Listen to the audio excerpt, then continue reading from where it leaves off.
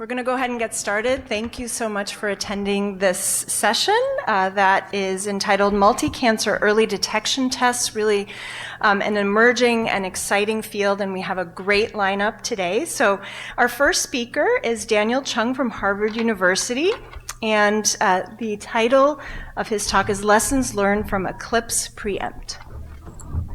Good afternoon. I want to thank the organizers as well as the moderators for the opportunity to present this afternoon. So I was asked to talk about lessons learned from Eclipse and Preempt studies, which are two important studies looking at two new cell-free DNA assays for colorectal cancer screening.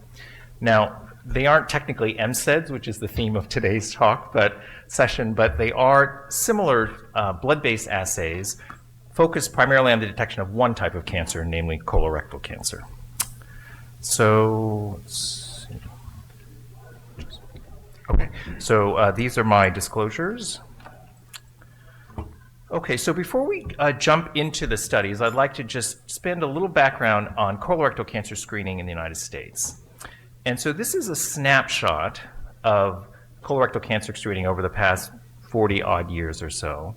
And what this shows is that it's a field that's been constantly evolving, ever-expanding options being made available. We have both minimally invasive approaches in which you can directly visualize the colon, as well as a number of non-invasive strategies, primarily revolving around stool, but also now blood, as we're going to talk about today. And one of the most important themes that has emerged from these years of colorectal cancer screening is that the importance of having choice and options for patients. And one size certainly does not fit all, and having choice, allowing the patient to choose what they prefer and will actually complete, is probably crucial for the success of any screening program. I do not know this is not. I'll just do it here, just do it that way. Okay, great, sorry. Okay, so despite the fact that we've had multiple options for years, the biggest problem is that of adherence. And so in the United States, it's estimated that only about 59% of the adult population is up to date with colorectal cancer screening of any kind. This is well below the established guide of 80% and translates to about 50 million adults who are not up to date. And of course, the clinical implication and significance of this is that 76% of all colorectal cancer deaths do occur in those who are not up to date with screening. So new strategies are needed, and blood-based testing certainly represents an attractive and appealing option. It's obviously a simple, convenient test that doesn't require time off, bowel prep, handling of stool, can be completed at any health encounter. Now, in order to gauge sort of what the public sentiment is about colorectal cancer screening in general and blood-based testing, there was a recent poll conducted by Gardant and Harris Polling Service, which identified that 93% of primary care providers and 86% of Americans believe that patients will be less likely to avoid or delay colorectal cancer screening if they are presented with an FDA-approved blood test option. So there certainly is an appetite for a blood test for colon cancer screening. So what I'd like to do is to just give you some of the highlights of the Eclipse and Preempt studies. So this is first a summary of the study design of the two, and the study designs were really quite similar. They were both prospective, observational, multi-center studies, included average risk individuals who were already undergoing a screening colonoscopy between the ages of 45 and 85. So there were no high-risk patients. They all had a blood draw prior to the colonoscopy, central pathology review of the colonoscopy results. The two primary endpoints were the sensitivity for colorectal cancer, as well as the specificity for the absence of advanced neoplasia being defined as colorectal cancer or advanced adenoma. An important secondary endpoint was the sensitivity for advanced adenomas. And the definition for advanced adenoma was similar in both groups, shown below, with tubular adenomas greater than 10 millimeters, villus histology, high-grade dysplasia, or sessile serrated lesion greater than 10 millimeters. So in terms of the assays that were used in these two studies, so first I'm showing you the Eclipse the assay used in ECLIPSE. So this was looked at circulating tumor DNA, assaying for 3 specific things, looking for mutations that are known to be present in colorectal cancer, epigenomic changes including tumor-specific DNA methylation patterns, as well as abnormal DNA fragmentation patterns. And this test was developed by Guardant Health and is named SHIELD. So the assay used in PREEMPT was designed by Freenome. The specific details of the assays have not been published yet, but it does include both a genomic component looking at DNA as well as a proteomic and multiomic component. Today I'm going to be focusing primarily on the genomic results that have been reported out for the PREEMPT study. So in terms of the results, these were both incredibly large studies. ECLIPSE enrolled over 22,000 individuals. PREEMPT enrolled over 48,000. They came from sites throughout the country, over 200 sites for each of these studies. The average age of the patients was between 58 and 60. Just slightly over half were female. And as far as the race and ethnicity distribution in both studies, they really closely mirrored the U.S. population in general. About 12 to 13% were Hispanic, 11 to 12% identified as Black or African American, 7 to 9% were Asian. So in terms of the actual results of this study, in terms of the endpoints, the primary objectives were met in both studies. And so the sensitivity for the detection of colorectal cancer was 79% in PREEMPT, 83% in ECLIPSE. The specificity for the absence of advanced neoplasia was between 90 and 91.5%. And the sensitivity for advanced adenoma was similar, also between 12.5 and 13%. PPVs and NPVs were also measured. I have data from the ECLIPSE for PPV and NPV for colorectal cancer, which was 3.2%, and that reflects sort of the low prevalence rate of colorectal cancer in the population of 0.41%. The negative predictive value for the absence of any colorectal cancer was 99.9%. When you looked at advanced neoplasia as a whole, the PPV was around 15% for both studies and 90% for the negative predictive value.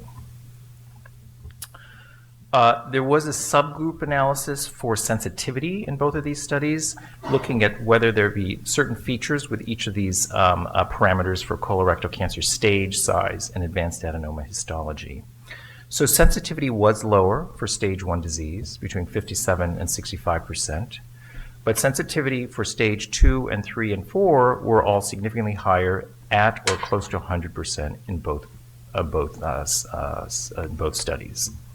There was a trend towards higher sensitivity for lesions of greater size.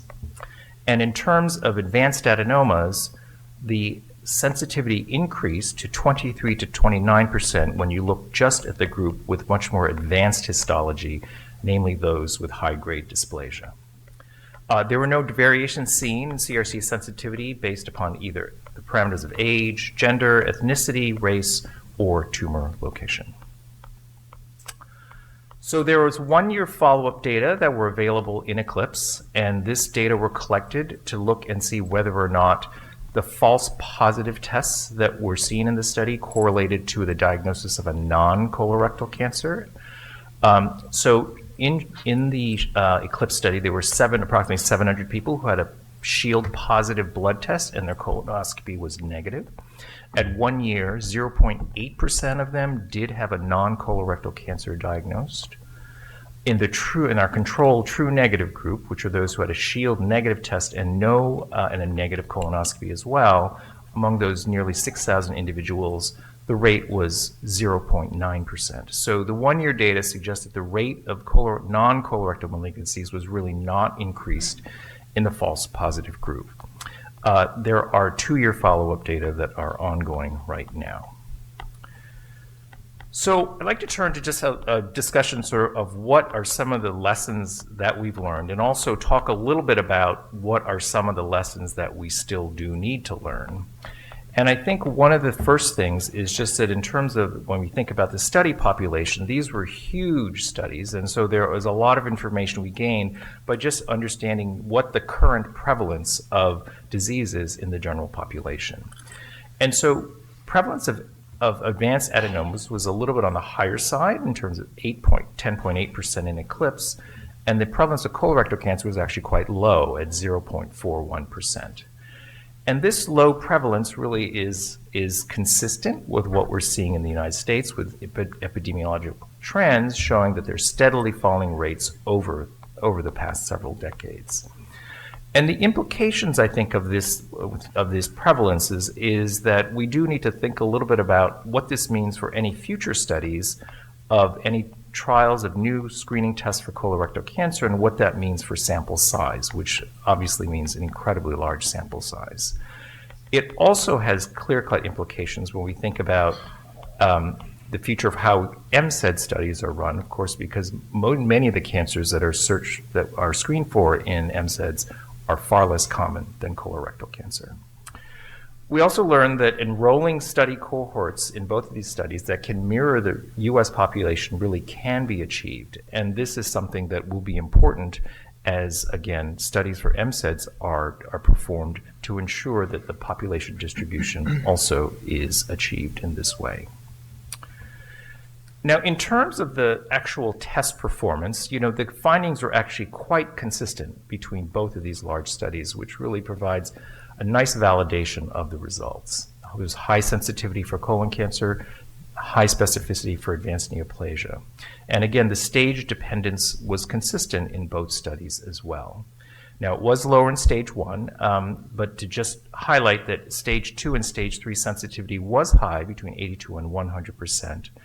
And that when we think about colorectal cancer screening in general, that it's not just stage 1 cancers that of course we want to identify, but stage 2 and 3 are relevant targets of screening given the high cure rates that can be seen in stage 2 and 3 disease as well.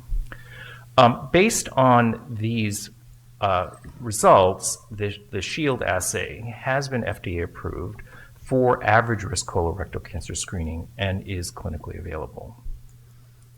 So the other piece, though, of course, is that these tests did have pretty low sensitivities for the detection of advanced adenomas. And this has important implications for how we think about blood-based testing as a test that can detect pre-neoplastic lesions and potentially influence cancer prevention in general. And the themes in terms of what we see here with these two assays, specifically for colorectal cancer, are really quite consistent with what we see in existing MCED assays and their ability to identify pre-neoplastic early lesions as well.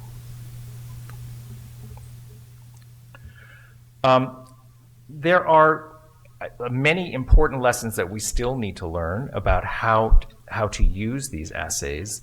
I think one of the most common questions that comes up right off the bat is how often should we be performing this test? And I think that the guidance that we have right now really falls along with that, the guidance that comes from CMS, and 3 years seems to have become the standard interval recommendation for blood-based tests.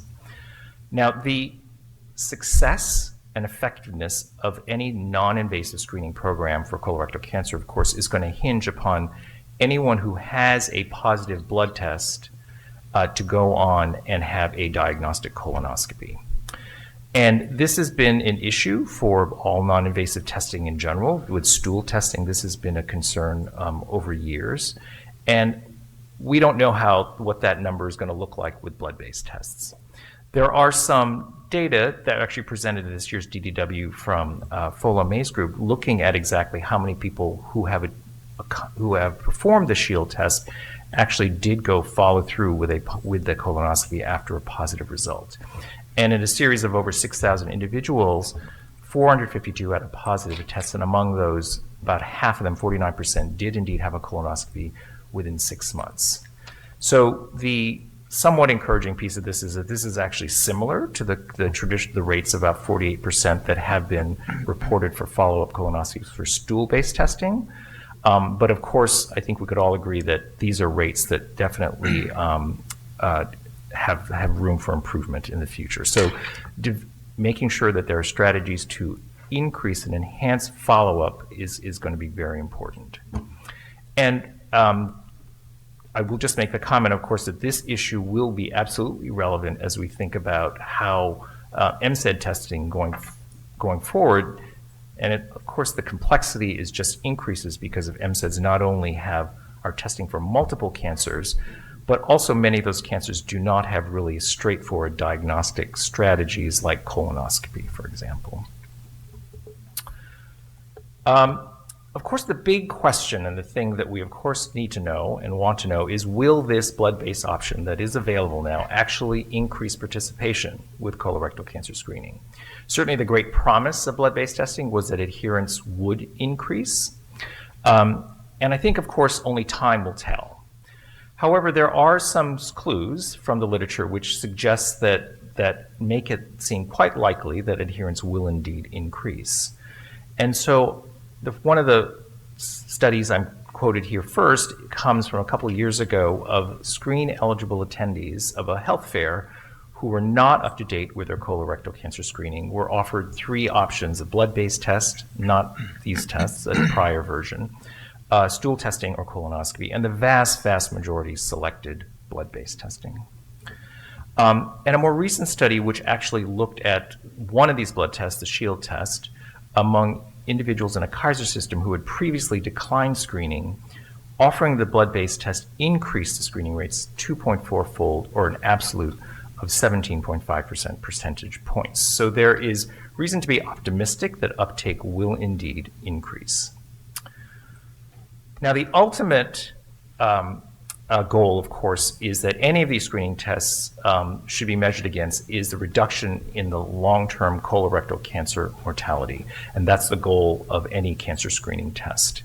Again, only time will tell whether blood-based strategy will effectively meet this goal.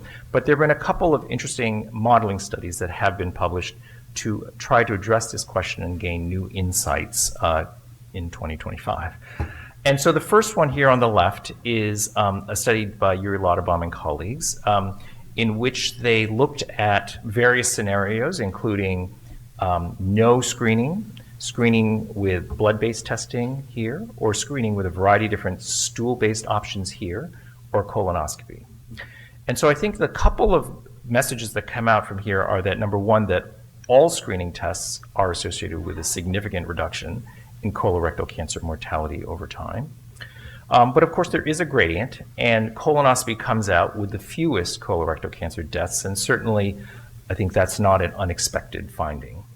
As I said, there is a gradient here between blood-based testing and stool-based testing. But I think caveat with this particular study is that it is a best-case scenario in which there's 100% adherence with the screening, not just up front, but also longitudinally. And as we know, and pointed out earlier on, that adherence is actually a major issue, and adherence is not 100%. So there have been models trying to look at then, if you factor in real-world adherence, what kind of outcomes would you actually obtain?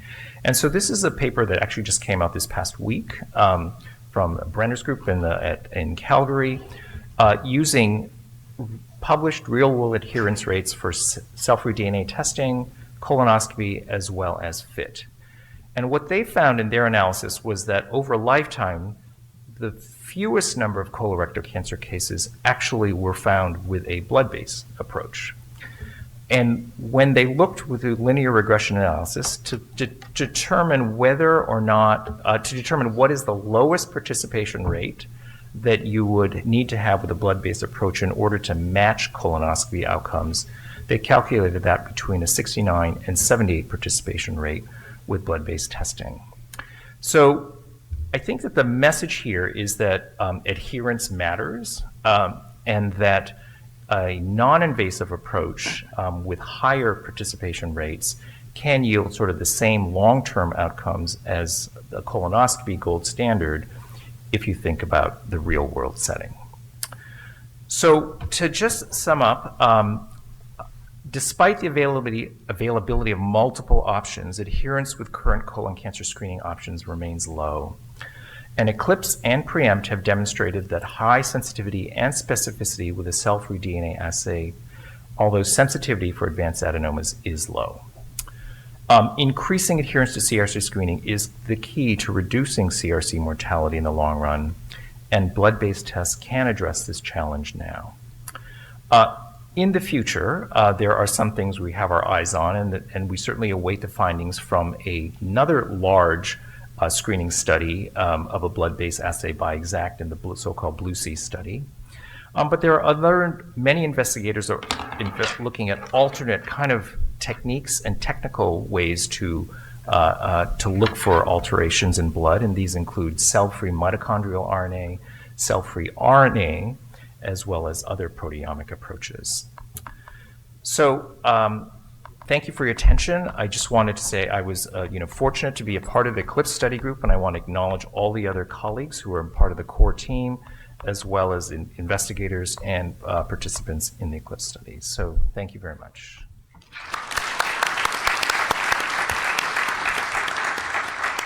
All right, so we'll take some questions now, so please feel free to make your way up to the microphone here. All right, we can ask some questions. Sure, maybe I'd like Go to ahead. start, which is one that I get quite a bit. And so where do you think things are going with these blood-based tests and ability to improve the sensitivity for the advanced adenomas? Are there opportunities there?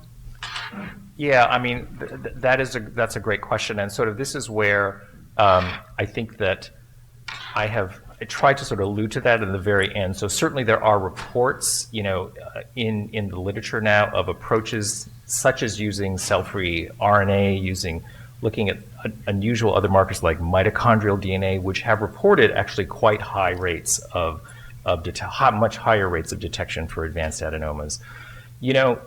As you can imagine, advanced adenomas, certainly whether it's DNA, whether it's protein, whatever that feature is that gets secreted into the bloodstream is going to be clearly at much, much lower concentrations. And so I think that there may be a certain ceiling that that will maybe reached. And I think that the experience with all of the MSED assays have shown that none of those assays have been able to detect preneoplastic lesions particularly well either. Yep. Hi, Ross. Just a cautionary note. I think the assumption is that if you have an easier test, you're going to get better adherence, and that's going to factor in, and that may very well be. But we really need real-world post-marketing data, because you can ask somebody, we're going to just take a tube of blood, or we're going to give you 2 liters of stuff, make you go to the bathroom, and put a tube up your butt, And then, of course, I want the blood test, but we don't really know.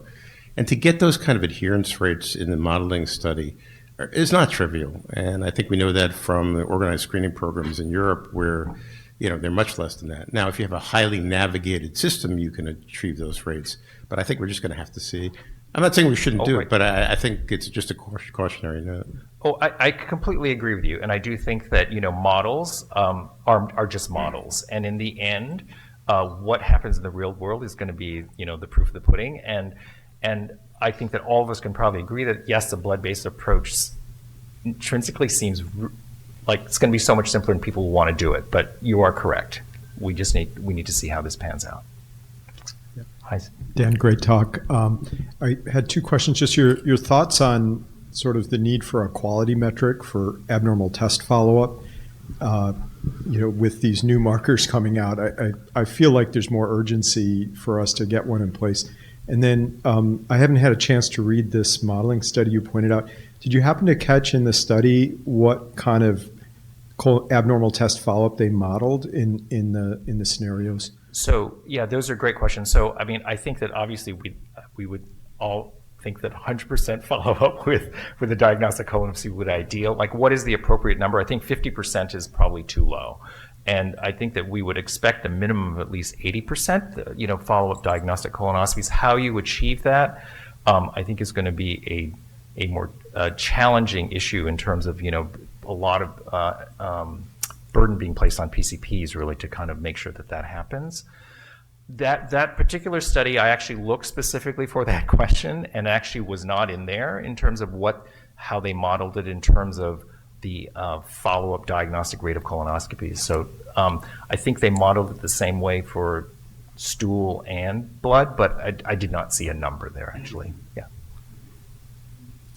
Nice talk, Dan. To come back to the Hutchinson analysis, the 69 to 78% uptake Yes. of a blood test seems kind of modest to equilibrate to the benefits of colonoscopy, were those people previously unscreened, or were they people who were screened? In other words, is it new people coming into screening, or is it people who have changed their way of screening? Right. So that's a great question. It's about whether or not, we talk about people up front do one thing or switch from another one that they had already been doing. So in this model, they modeled it as if you had done one or the other. That's my understanding. It wasn't, so they did not factor into account if someone, for example, had been doing colonoscopy all along and then switched over.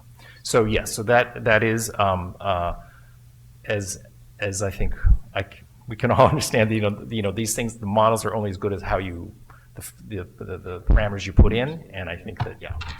Quick question, quick answer, so we can stay on time, so go ahead. Okay, thanks for the great talk. Quickly. So this is a quick one.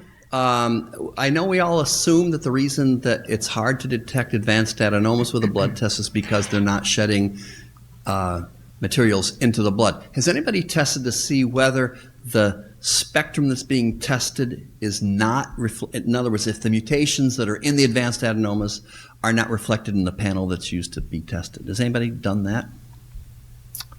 I don't know that I can answer that specifically. I mean, I think that the mutations that are usually analyzed are the mutations that are the standard mutations that we typically associate with adenoma formation. Whether there are additional mutations that are not being tested, I don't know. Well, there surely are more mutations. Well, right, but whether they're common mutations, yeah. Okay. Great. Thank you so much. All right, thank you. And I had just failed to introduce ourselves. I'm Sonia Kupfer from the University of Chicago, and this is Bill Grady from University of Washington. He'll introduce our next speaker.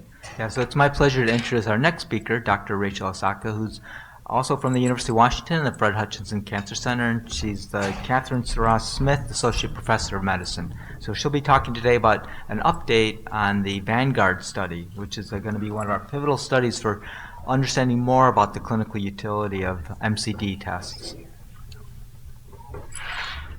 Thank you to the organizers and the moderators for the invitation. It's a pleasure to present an update on the Vanguard study on behalf of my colleague and collaborator, Dr. Pinsky, who could not be with us today. So, the big question is really, are multi-cancer detection tests the next big thing for cancer screening, right? The approach here is to measure biological signals that are shed into blood fluids by cancer cells, and that can include DNA methylation, fragmentation, mutations, as we just learned from Dr. Chung's lecture. And really the aim is to screen for cancers from different organ sites all in one test. And this really includes two parts. One is measurement of the biological signals of cancer, as well as the use of software algorithms to determine the cut point for a positive test and to help us determine the likely origin of that cancer. So this could potentially be game-changing if it allows us to screen for cancers for whom screening test options don't yet exist, if it could provide more acceptable screening options and potentially detect cancers that are harder to find in the early stages.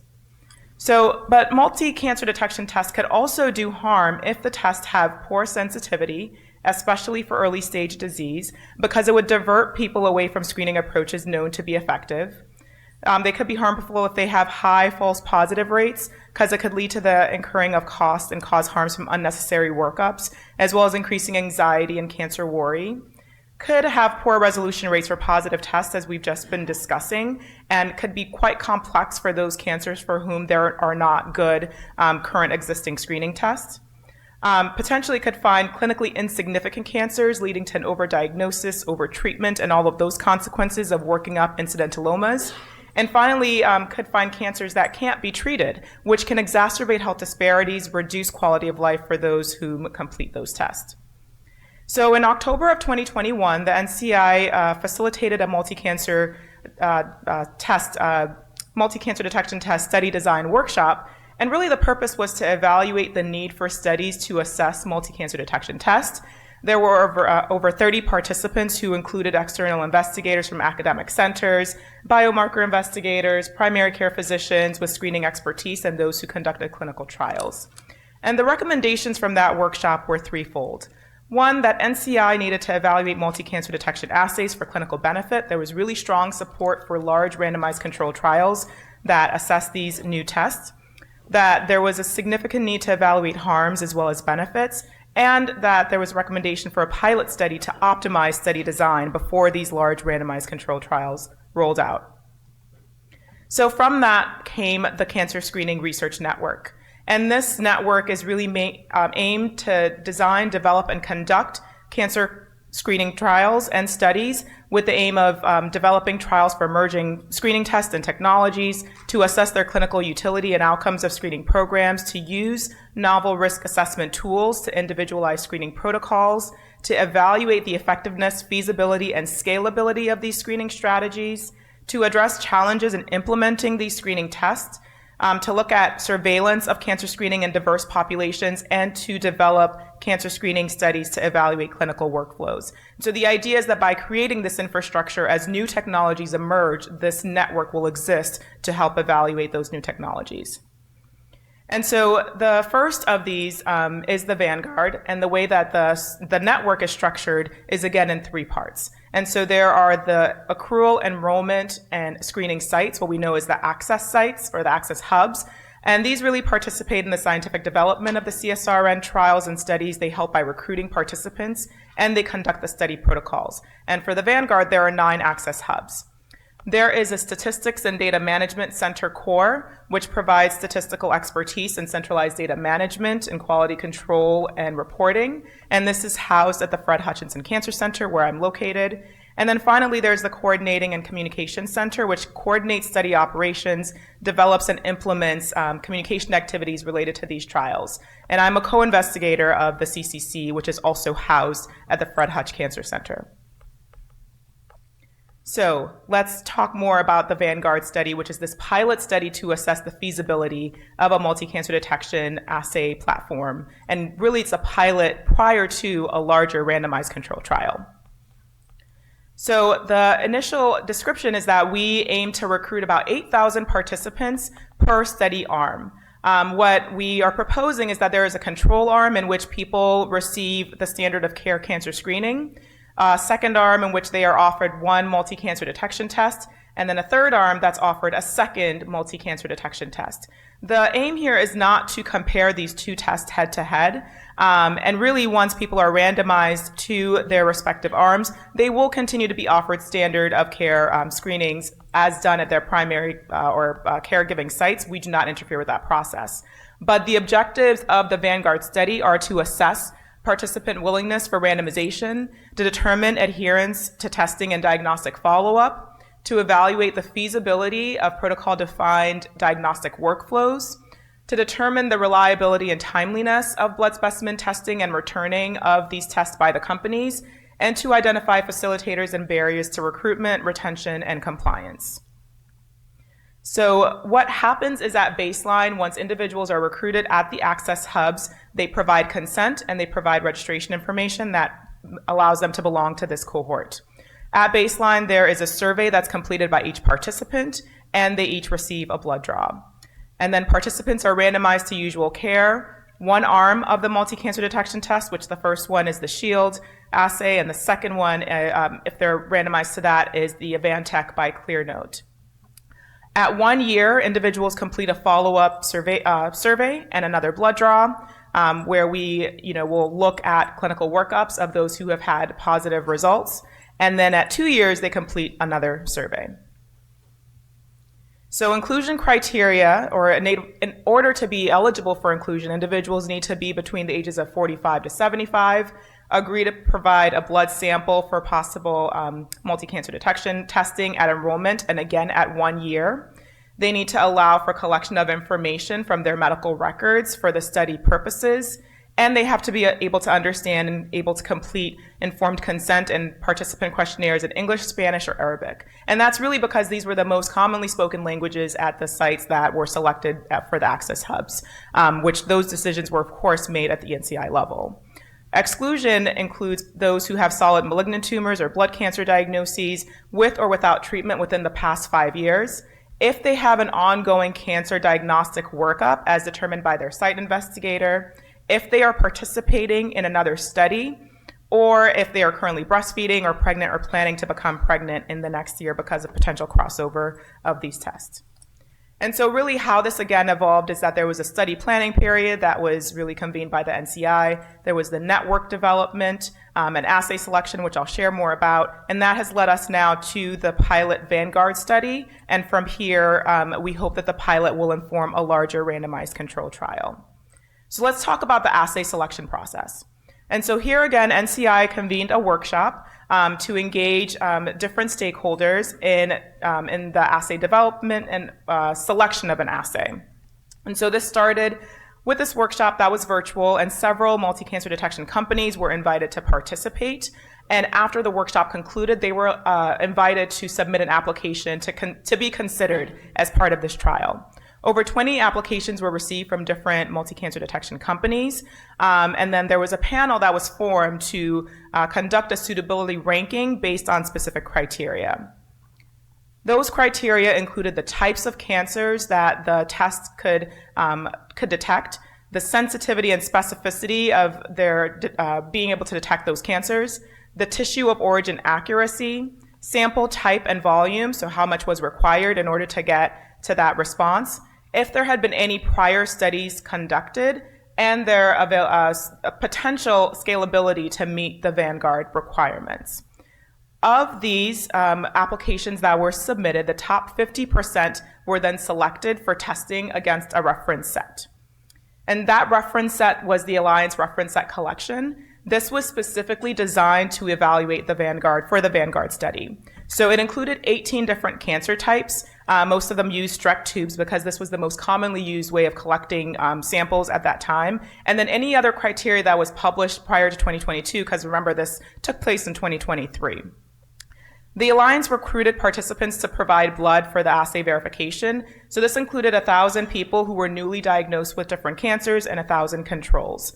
And essentially the top 10 companies that performed in comparison to the reference set were selected to move on to the next step of this process. And there is a manuscript that is summarizing the process of creating the Alliance Reference Set Collection that is currently in development.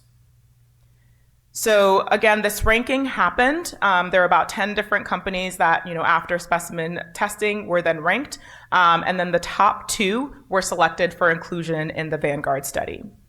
So those were, again, the Shield multi-cancer detection test by Guardant and the Avantech test by ClearNote. So the Shield study is looking at bladder, breast, colorectal, esophageal, gastric, liver, lung, ovarian, pancreatic, and prostate cancers. And the test by ClearNote is looking for breast, colorectal, esophageal, gastric, liver, lung, ovarian, and pancreatic. And again, remember that this is not to compare these two tests head to head. This was a voluntary process that really engaged the companies throughout the entire process.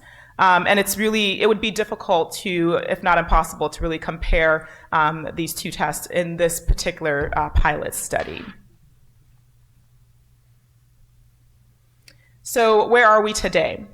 The protocol and consent form IRBs have been approved, and I just heard that we even have site IRB approval, which is very exciting. We've submitted the investigational device exemption, so that's under review right now. And as far as last update I have, we are still on track for a summer launch of this study this year.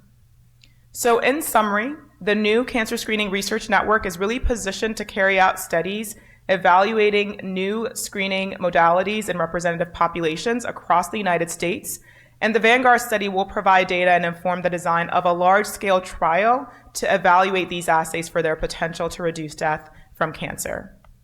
Thank you, and I welcome any questions from the group. Thank you so much. And also thank you for stepping up to present on behalf of Dr. Pinsky and who wasn't able to be here. So we have some questions. Go ahead. AJ Bansal, University of Kansas Medical Center. Great presentation, crisp and clear. The question I had was, England conducted the big gallery trial some time ago and finished it, I think the first stage at least. So did you use data and the experience from the trial, even though England and the US are different health systems, what did you learn from England while you designed this network and trial? Yeah, I think we're still too early to do direct comparisons against that particular study. This pilot is really, again, trying to understand, are people going to be willing to do these tests? Are they going to be willing to remain in the study cohort so that we can do follow-up of, their outcomes? And I think certainly we've learned a lot from the Gallery test. And so when the time does come for the larger randomized control trial, that will inform the outcomes that we measure. For example, are we going to look at an endpoint of stage-specific cancer versus mortality from cancer? I think there's a lot to inform the larger randomized control trial, but we're not there yet.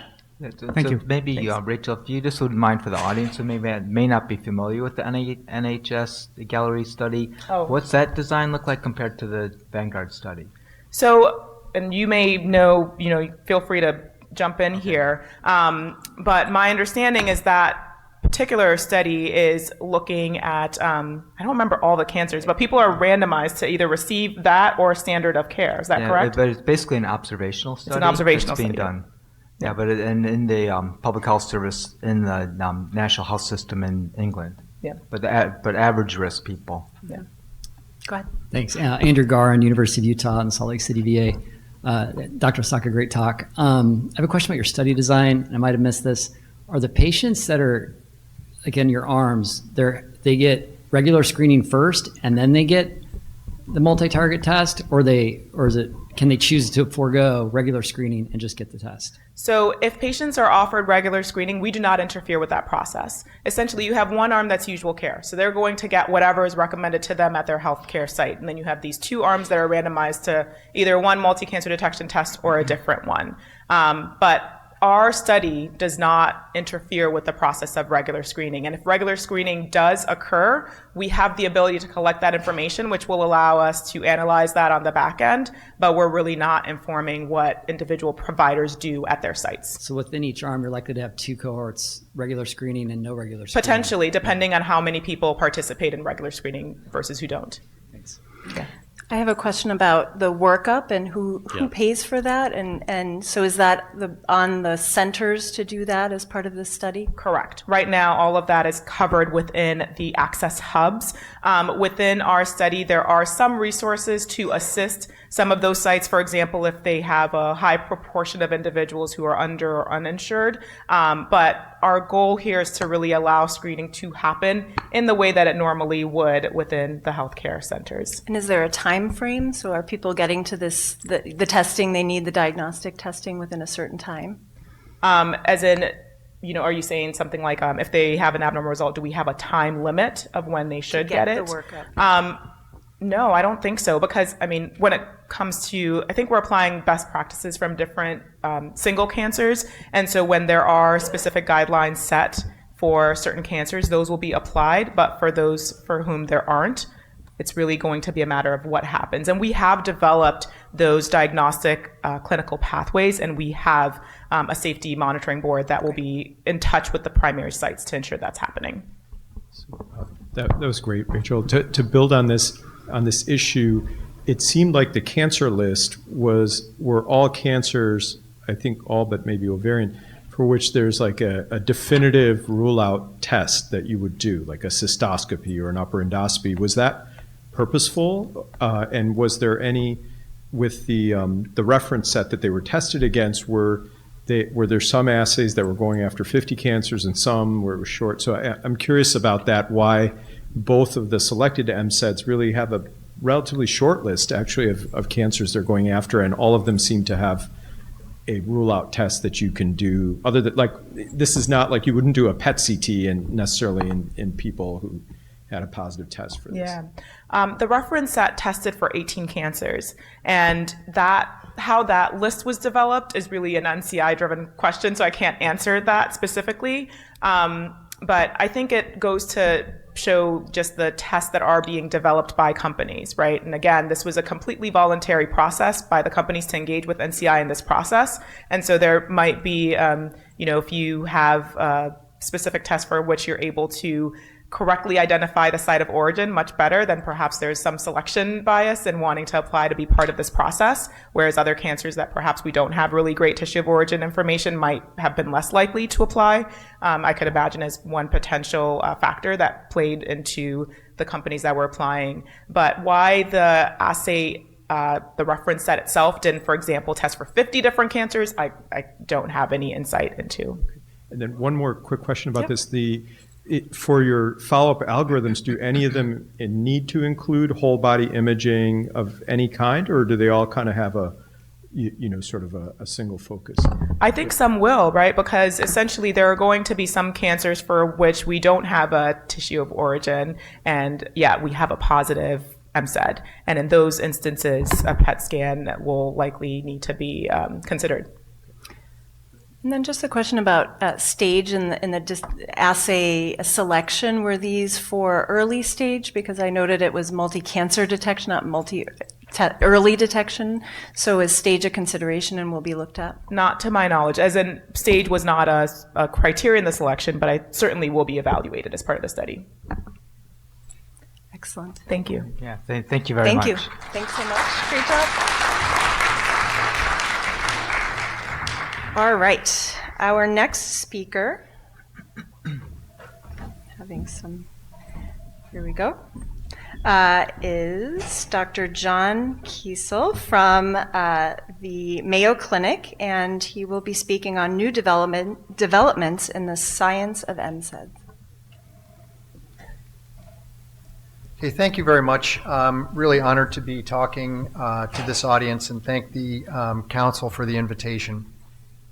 So this is a very broad topic that I've been asked to address, and as we start this, I do need to disclose that I do have a long-standing collaborative relationship with Exact Sciences. The goals of this talk, I think, are to briefly review the rationale for multi-cancer detection testing and look at some of our early successes and the current landscape as a framework for better understanding what scientific approaches are needed to fill remaining gaps, specifically gaps in clinical performance, looking at the patients that are going to be getting these tests, how often these tests are going to be applied, and what emerging evidence or strategies that we have to help us support a clinical utility argument. Cancer will be the leading cause of death in the United States by the year 2030.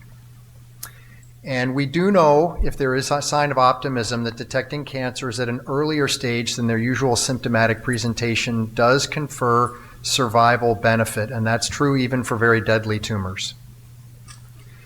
Unfortunately, the current standard of care screening, as this audience is well aware, is really limited to only 4 organs, and really 3 if you're not considering high-risk patients for lung cancer, such that 2 out of every 3 incident cancers and cancer deaths in the United States are occurring from cancers without a current standard of care screening strategy.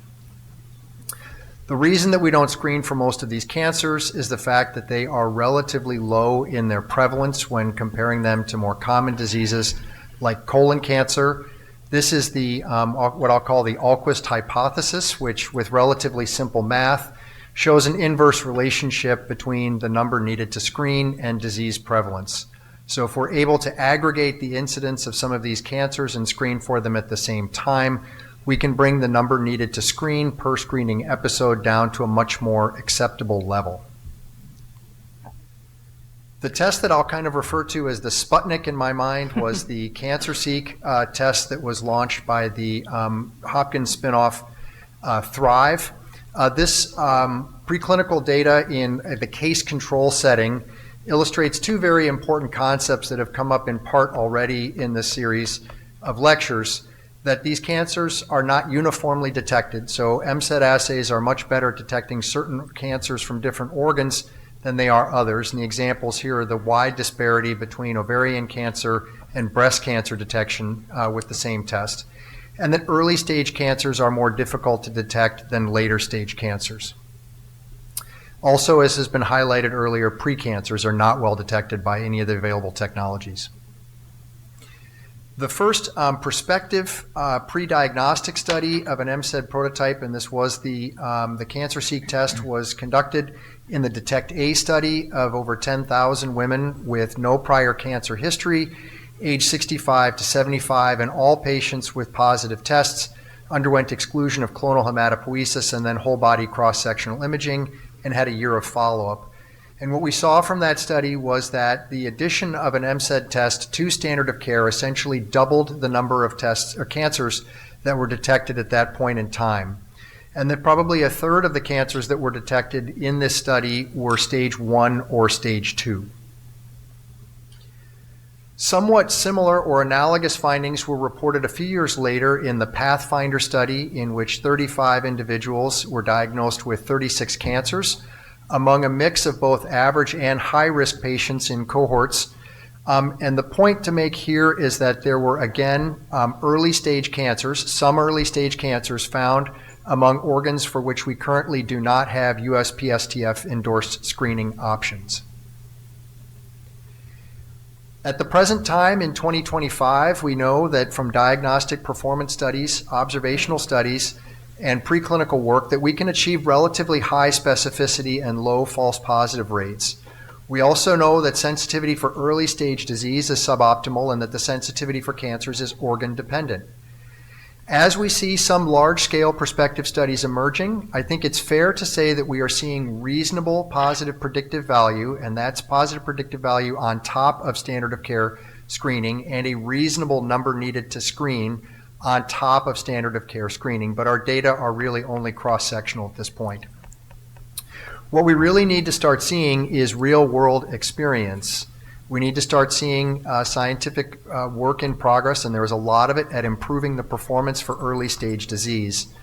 And I think we also need to hear the call to look at understudied populations, so underserved or underrepresented minority populations, rural patients with difficulty accessing specialty care.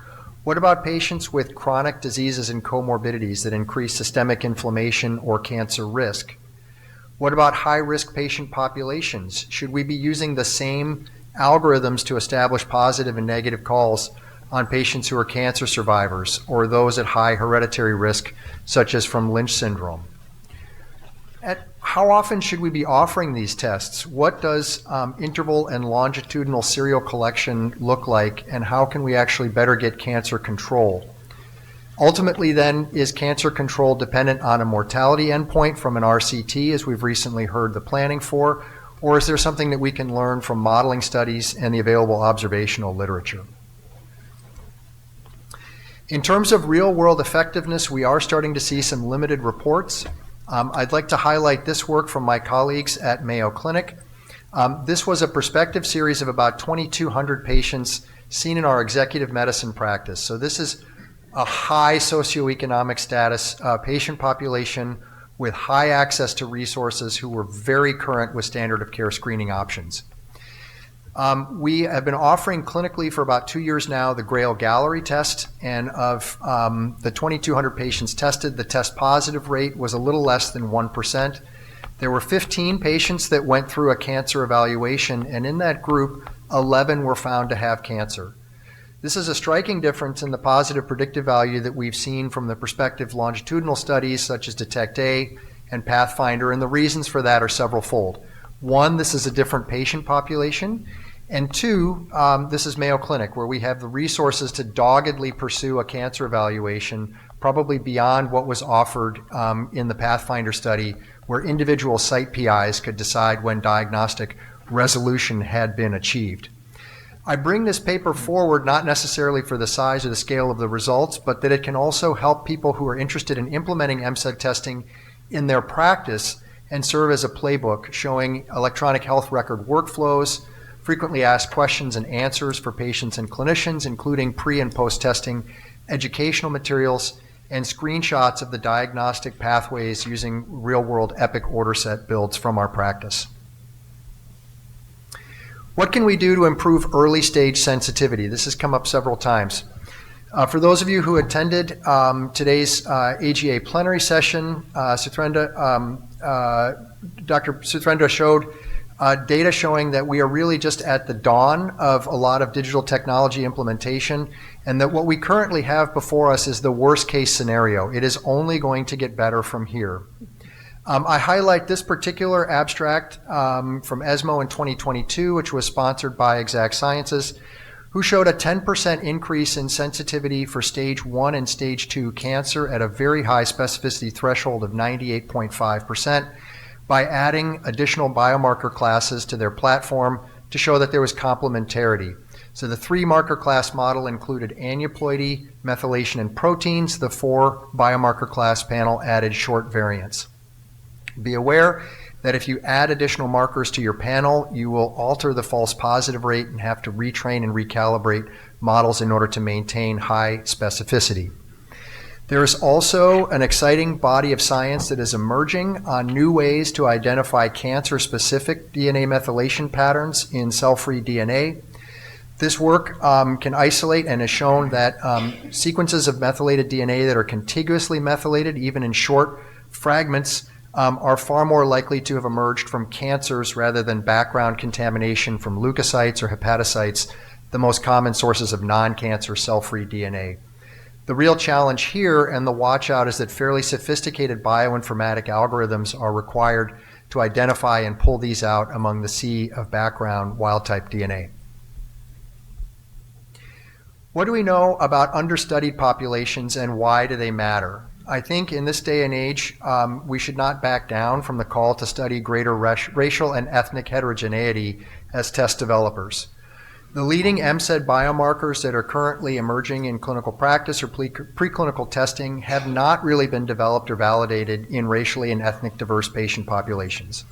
Non-Hispanic whites only make up about 60% of the US Census population, but are disproportionately studied in the literature to date.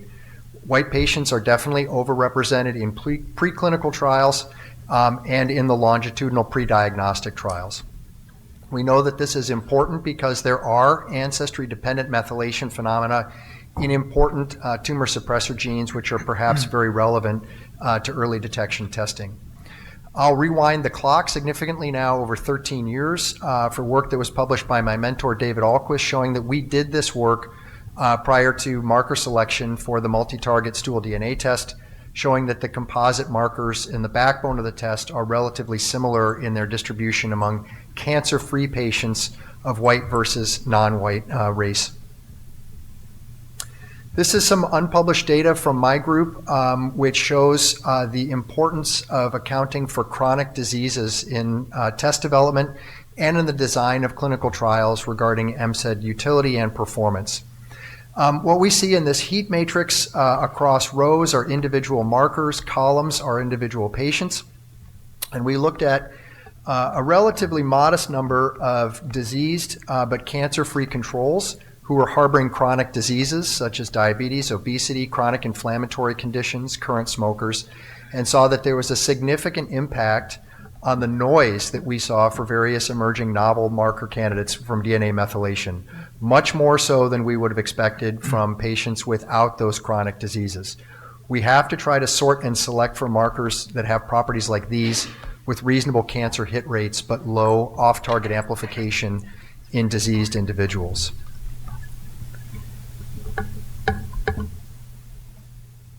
I think we also have to understand how these tests will work in patients who are at high risk for cancer. So we've really only scratched the surface in looking at patients with symptoms or hereditary syndromes. So patients with hereditary syndromes are likely to be our earliest adopters. These are likely to be the patients most interested in getting testing. The Pathfinder study did scratch the surface here. As I mentioned, they did include a cohort of high-risk patients, including current and former smokers and cancer survivors, but relatively few patients had hereditary predisposition. And in this study, they had the same algorithm applied for positive and negative test thresholds. If you have a higher cancer risk or a higher prevalence, you likely could be maximizing sensitivity in order to rule out cancer and might have a much lower threshold to pursue diagnostic testing or surveillance testing that these patients are being offered anyway, such that you have a lower threshold or lower tolerance for a specificity or a false positive problem. One noteworthy example is results coming from the Simplify cohort. This was a symptomatic patient population in the UK with sufficient alarm features to trigger a cancer evaluation referral according to NICE criteria. And the aim here was to really see if an MCED test result could accelerate clinical urgency for their evaluation. Almost 7% of these patients were found to have cancer after evaluation and a very high positive predictive value for the Grail Gallery test. It kind of argues that maybe if we're seeing sensitivity for early stage cancer of only 24% here, should we be accepting a higher false positive rate in order to improve sensitivity and refer more patients in this setting to a diagnostic evaluation? Another example was presented on Saturday by my colleague Shonak Majumdar, where we looked at MCED test performance of a prototype in patients at high risk for pancreatic cancer. And here we aim to retrain a methylation and protein-based MCED prototype algorithm specifically to try to advance the stage and early stage sensitivity for pancreatic cancer. We trained in the ASCEND-2 case control data set on about 2,400 patients, 37 of whom had pancreatic cancer. 22 of those patients were early stage, and looked at a separate holdout test set of about 2,500 patients, of whom 15 had early stage pancreatic cancer. We included a third data set of disease controls, patients with chronic pancreatitis, mucinous cysts, and with hereditary risk either by family history or genetic predisposition, as well as 20 cancer-free controls and an advanced pancreas cancer case set to serve as positive controls. After recalibrating the algorithm at a lower specificity threshold, we achieved 73% sensitivity for stage 1 and 2 pancreatic cancer by the combination of methylation and CA19-9, superior to CA19-9 alone, and achieved similar specificity in the disease control set with pancreatitis, hereditary risk, and cysts, and detected all of the advanced stage cases. What do we know about the detection timeline? How often do we have to offer these tests to patients? How frequently should they be coming back? And we saw data earlier today about blood-based testing or minimally invasive testing using marker tests that really effectively detect early stage, stage 1, 2, or 3 cancer, but are much less sensitive for advanced precancerous lesions. And I think the literature, the historic literature from colon cancer shows that in order to be effective, if we're just detecting cancer, we have to offer these tests much more frequently than I would argue much more frequently than every 3 years. That's my opinion, and it's supported by modeling data. There was an earlier question about the GRAIL National Health System study in the UK. This is looking at 1,400 asymptomatic patients randomized to an intervention arm. I bring this up here because this protocol will be offering serial testing for patients in the intervention arm and will report out top-line results next year. I hope that this data set would be amenable to future study to help us address the question of how many cancers are showing up on subsequent rounds. I think that'll help us inform our implementation strategy in the real-world practice. Lastly, I think one of the important debates is whether or not MCEDs will actually improve cancer control. And there's obviously RCTs in planning for a mortality benefit, but there's also the concept of stage shift. And a lot of this contentious issue surrounds the question of whether or not we'll actually see mortality benefit by detecting cancers earlier, or is just this an example of lead time bias? So any cancer that is detected but unfortunately results in the demise of the patient at the same time that they would have died from a usual care diagnosis of a later stage cancer, that would be lead time. So the difference between this time and this time. However, if the survival curves actually extend the life benefit for that patient out beyond this time point, that is a true clinical advantage. Microsimulation studies can help us study this particular phenomenon. The SciMed study, which was presented in abstract form at AACR, looked at an MCED in addition to usual care and studied competing mortality from other causes, non-cancer related, and benchmarked their survival curves against the SEER database observations. And in this, albeit modeling scenario, it was observed that there was a projected significant reduction in cancer-specific mortality in the MCED plus usual care arm. It's not observational, it's not RCT, it's modeling, but I think it's admissible to the conversation. So to summarize, multi-cancer early detection tests are here. We're seeing encouraging evidence from pre-diagnostic trials and real-world implementation that the positive predictive value is probably higher than some of the standard of care single organ tests we're currently using, and we hope that these will be complementary. definitely not ready to replace and intended to replace standard of care screening. There's definitely a lot of work needed to improve early stage sensitivity. Again, we're just at the beginning. And I think we really, in doing that, need to assess some of the key aspects of which population we're intending to use these in and how our tests interact with those individuals. Cancer control will require interventional randomized controlled trials with enormous sample sizes. So the post-Vanguard study is anticipated to be 250,000 people and billions of dollars in cost, 7 to 10 years of follow-up to show a mortality benefit. But large-scale observational studies in the meantime, we hope will fill some important gaps, including how frequently to test and whether or not we are seeing a mortality benefit or just being fooled by lead time bias. I hypothesize not. I'd like to thank the organizers as well as members of my team who work very tirelessly in this regard, our industry and extramural funding sources, our patients, and research participants who've made a lot of this work possible. Thank you very much.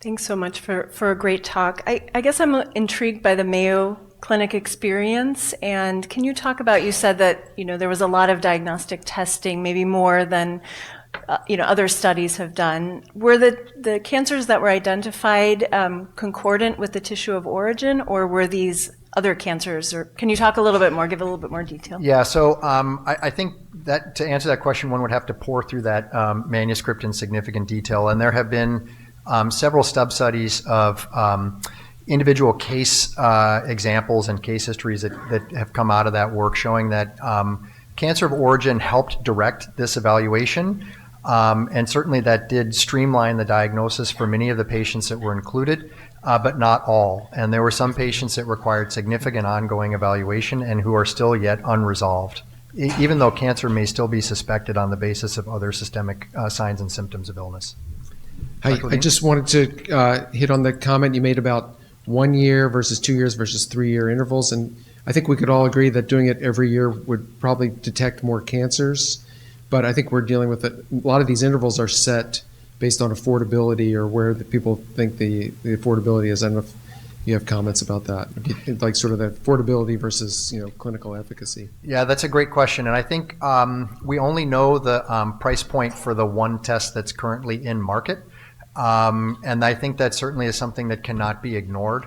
I think affordability probably had a lot to do with where Medicare set their reimbursement and their reimbursement coverage decision for peripheral blood-based liquid biopsy for colon cancer screening, which what I would argue was probably informed by economic analysis as well as some of the currently available tests that were there. And I think they under-considered advanced precursor lesion detection in their recommendation for every 3-year testing. I know there are several outstanding modeling experts in the room, and if they're working in the MSED space, I would love to see their output. Yeah, Doug Robertson from Dartmouth. John, really enjoyed your presentation. I think my head's kind of with TR. Like, I love to see the Mandel trial in any presentation I go to, but somehow annual FOBT and the impact of a false positive FOBT feels different from you're suggesting, I think, like an annual MSED test. And the impact of these false positives stacking up over time just feels different. You think about this more than me. You are probably right, but I'm just telling you, it feels very different to think about MSEDs as an annual test. I think it's a fair point. And again, I think the only way that we're going to get to see that is with real-world observational data from outputs from the observational studies that are sampling these patients often enough. We need to know whether or not the juice is worth the squeeze. And so John, maybe just one other question for you. And great talk. Really nice summary of a very complicated area. What about the issues about tissue of origin and the accuracy of that? And I'm just thinking about the downstream evaluation. And we're potentially looking at multiple different diagnostic tests that need to be done, and thoughts about how could we do this efficiently if these tests really do become widely available. So I would have to say that fundamentally, I have long lived in the tissue of origin camp, and I believe in it.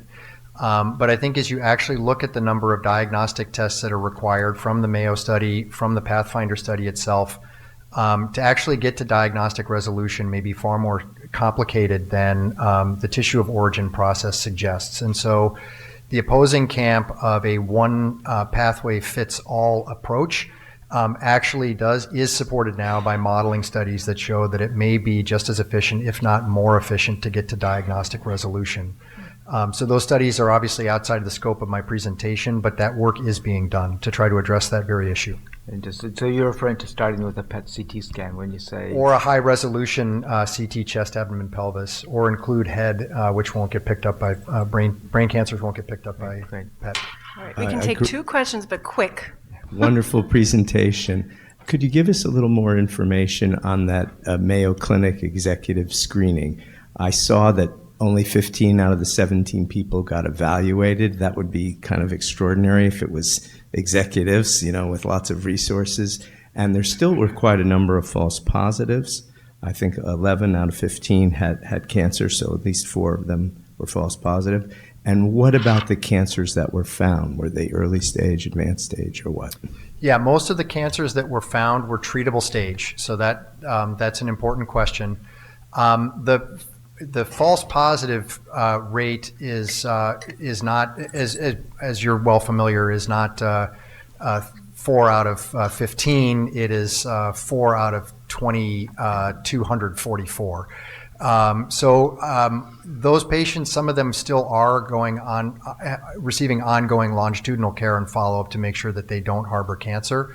And I think the reason I put that paper up is not so much to look at the positive predictive value from our single center. It's more to highlight that as a resource for individuals and clinicians who want to put this into their own practice to see how we did it and what infrastructure was put in place to help those patients. I'll put in a plug for the fact that we've also now started a test agnostic MSED positive clinic. So if you have test positive patients and you want to refer them to Mayo Clinic, we would be happy to see them in that practice. All right, quick. So just the issue of, do we have capacity to do single workup, even if it's just with a pan body CT? It's really hard to imagine that we have enough scanners and that wouldn't displace important workups for people who have symptoms or known other abnormalities. Well, I think that is why test developers have, and the community has really focused on very, very high specificity thresholds, 98.5% to 99% But or more. even at that, at scale, at population screening, even the 0.5% fall off in the specificity it becomes really, really important. In my opinion, that's really why we have to have the definitive trial showing mortality reduction. We cannot settle for just looking at stage shift because of all of the downstream implications for healthcare and costs. It's not just about being able to show that for the group studied in the trial, we could do better for them. Right. If you look at data provided by the manufacturers, which is albeit with grains of salt, their modeling studies are showing that these tests could be potentially not only cost effective. So I don't think they've yet shown cost savings, but they have shown cost effectiveness. But you're right, it gets at a distributive justice question as to whether or not we're taking resources away from other important clinical needs. Great, thank you so much. Thank you very much. All right, so our next speaker will again be Dr. Asaka, who's doing yeoman's work for us today. So today, for this talk, she'll be talking about ensuring equity with new GI cancer screening test modalities. I think this is a record for me, 2 talks in the same session at DDW. So I'm just saying that out loud for posterity's sake. All right, so we've heard about the new emerging tests for GI cancers, whether it be colon-specific or multi-cancer detection. How are we going to ensure equity across all the different indications? So we know that in the United States, colorectal cancer specifically, deaths are not evenly distributed. In fact, deaths are highest in the rural southeast. And in an analysis done by Moss and colleagues, they showed that when they linked national death index data to county characteristics, that Black individuals who lived in rural areas of persistent poverty were more likely to die from colorectal cancer compared to their counterparts. And in fact, persistent poverty is defined as areas where there are 20% or more of the county residents being defined as poor as measured by census and the American Community Survey. And they found that actually when they looked at this data between 2014 and 2018 and then compared it to a time period before, which was 1990 to 1992, that CRC mortality for those same groups had actually increased by 16%. So I think this is just a reality that we know exists and is persistent. We also know that these deaths are not happening because of underlying biology. Centuries of structural racism and discrimination has led to structural inequalities and societal injustices that leads to differences in drivers of health. And that includes in access to healthcare, education, income, changes to epigenetics, and that in fact affects individuals across the cancer care continuum, from the point of developing cancer all through survivorship. And that's also influenced by lack of individuals of diverse backgrounds conducting cancer research and as part of the cancer care workforce. Ultimately, all of these factors taken together lead to adverse health outcomes that, again, disproportionately affect certain groups more than others. We know that screening is one of the most effective interventions to reduce colon cancer deaths, but when we look at screening rates across the United States, they've really plateaued at around 60%. We know that these rates are even lower in federally qualified health centers that disproportionately care for racial and ethnic minorities, lower socioincome populations, and other socially disadvantaged groups. We also know that because screening is inadequate and we are all on a campaign to evangelize and improve screening, that there is this increased interest in using non-invasive screening strategies. And so in this particular survey study where 1,000 unscreened US adults were surveyed, when asked if they would, which of the 5 US multi-society task force test individuals would use and stratified by age, you can see that the majority wanted to use a multi-target dual DNA test. When these same 1,000 unscreened adults were offered only a FIT every year or a colonoscopy every 10 years, again, 69 to 77% of adults, regardless of age group, opted and preferred the yearly FIT. So with that in mind and knowing that there is increased interest in these non-invasive screening strategies, we know that there are multiple tests for GI-specific colon cancer screening, as we've heard about with the Guardant and the Freenome test. There's an epigenomics test that exists and then also others in development. And we also know that there are multi-cancer detection tests, as we just heard about, the CancerSeek, the Gallery, and then other tests that are also in development.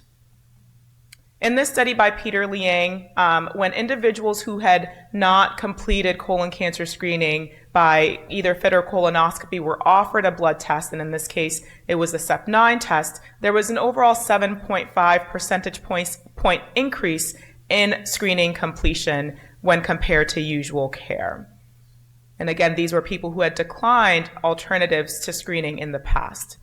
And then you saw this data by Gloria Coronado's group, and I think you've seen this across the meeting as well, where again, people who had previously declined screening by FIT or colonoscopy in the prior 3 to 9 months were offered, again, usual care or were offered a blood-based test. And you can see here there was a 17.5 percentage point increase in screening completion, an almost 2.5-fold increase in screening.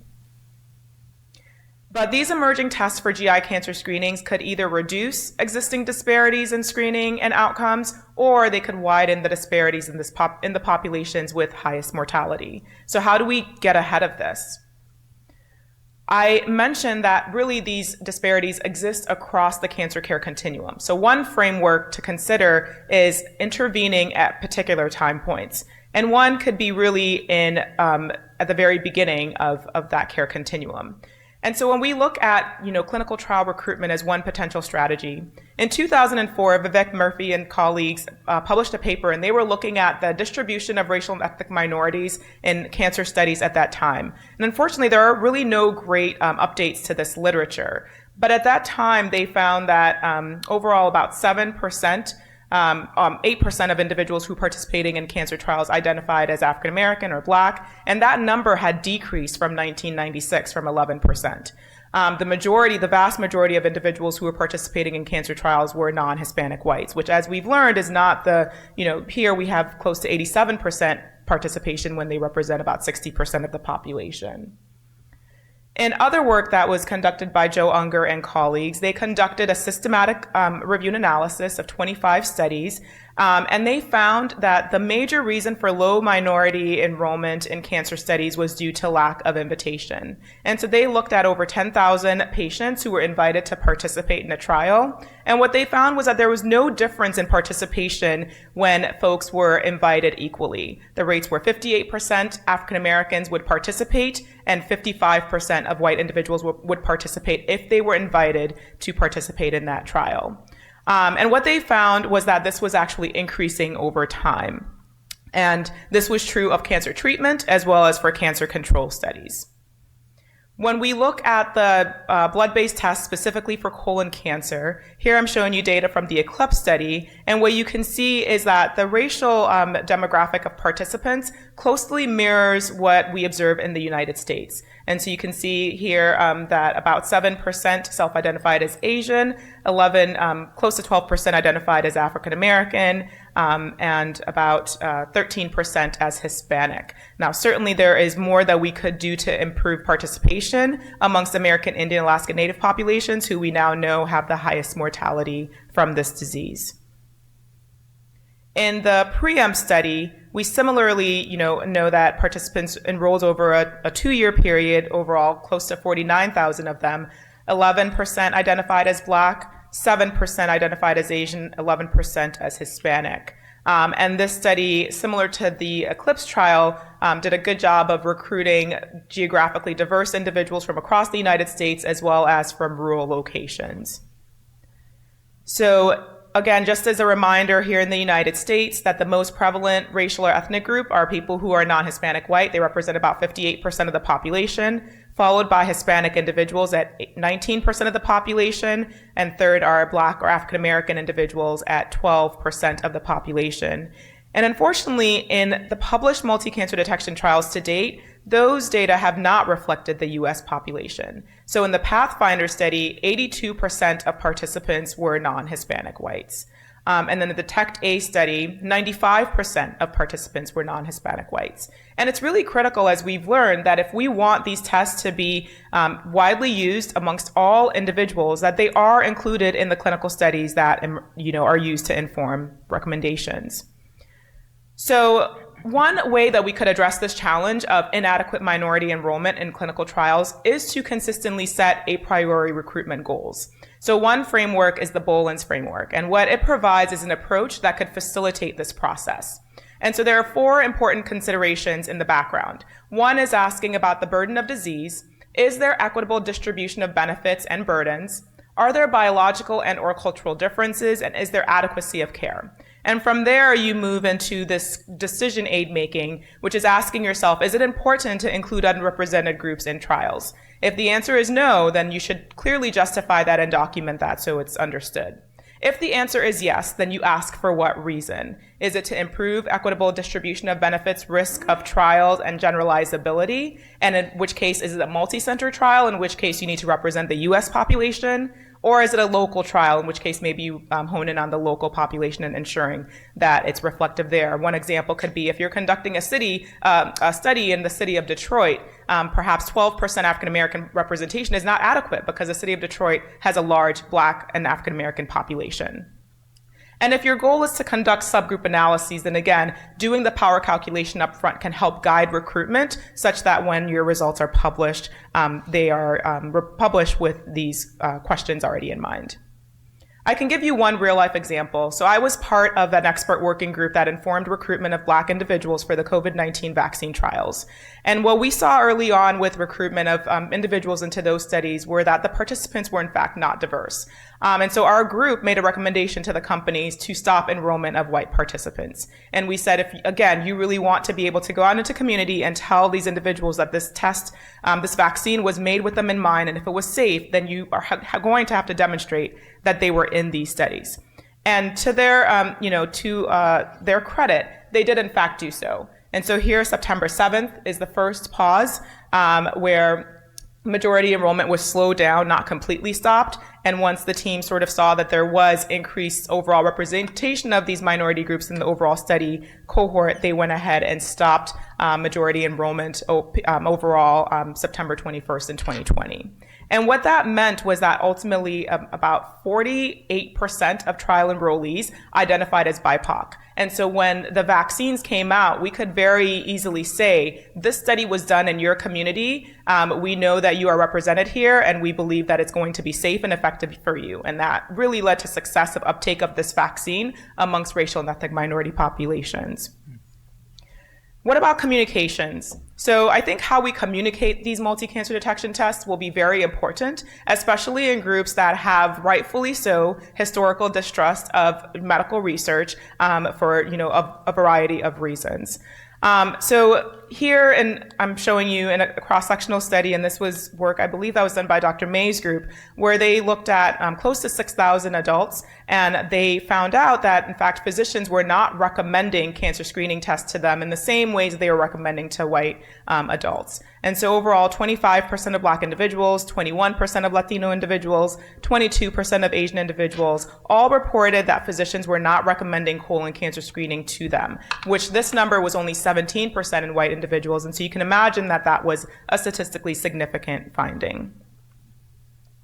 The WHO has some tools that we can use when we think about how we best communicate with patients.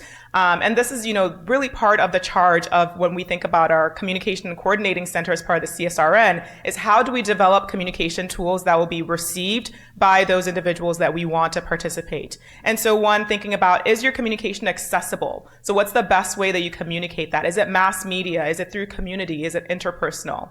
Is it actionable? Is there a clear call to action for what you want individuals to do? Is it credible? Like, who is perceived by that target population as a trusted source? And are they part of how you're communicating that information? Is it relevant? Is it timely? Can the message be delivered with enough time for people to act? And is it understandable for them to engage? The final point I want to point out, which a lot of some other colleagues have pointed out as well, is related to follow-up. And so really thinking about this as a comprehensive screening strategy in the same way that we must think about other non-invasive tests that exist.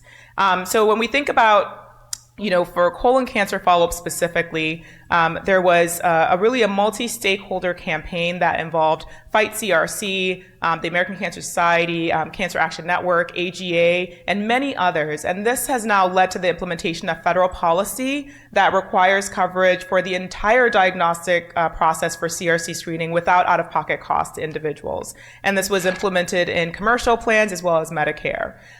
So how can we think about this as we continue to develop non-invasive screening strategies to ensure that there is coverage for those who have abnormal screening tests? One modeling study particularly showed that by waiving out-of-pocket costs for follow-up colonoscopy and by assuming a 10% increase in overall colonoscopy completion and screening and follow-up and surveillance, that this led to a 13% reduction in CRC deaths and that it was cost effective. And so we need to just be able to show that in real-world data as well.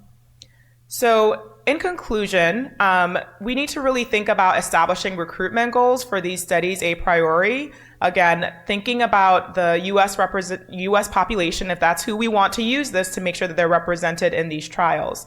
The Bolin framework that I went through gives us a way to think about this and some key questions to consider when thinking about the study population. And there are, in fact, opportunities to implement this into health policy, perhaps not now, but in the future. We need to really communicate strategically about the test with a focus on equity in use and in outcomes. Again, I offered you the WHO framework, but there are many others that exist. Really, we need to engage communities early and often, and working with physicians, including primary care physicians, where a lot of screening happens, is really important if we want these tests to be used in the most appropriate ways.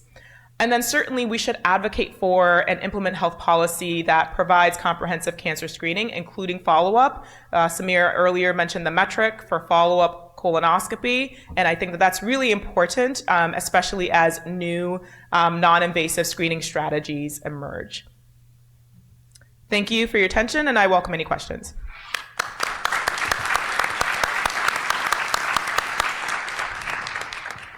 Congratulations, a fantastic second talk at DDW. Noted, noted. We have time for some questions. Maybe I can ask one about, you showed some of the disparities, geographic disparities. So can you just talk about ways in which to engage, for example, in rural populations or where there's transportation issues potentially? Yeah. I think, the Freenome study, they talk about this in some of the earlier work where they used mobile services to actually get the tests to patients. I think certainly thinking about that as people complete the test, also helping them get back to health centers, whether it's follow-up CT, PET scan, colonoscopy, whatever follow-up may be needed. Considering all of the many steps that people need to go through from taking the test to when there's diagnostic resolution and providing those resources. I know it always comes down to cost and who's going to pay for it, but certainly we have models that show that, the cost of cancer treatment is much more expensive than preventing cancer, and so perhaps that can be worked into business proposals for health systems, or even maybe supplemented by some of the drug companies who really want to see uptake of these tests.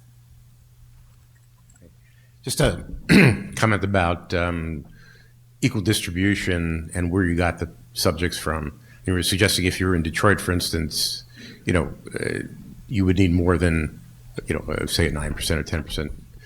I think you have to also be careful about where you're getting the patients from and representation. So we did a study where overall, I think there was 7% African American participation in a very large screening trial.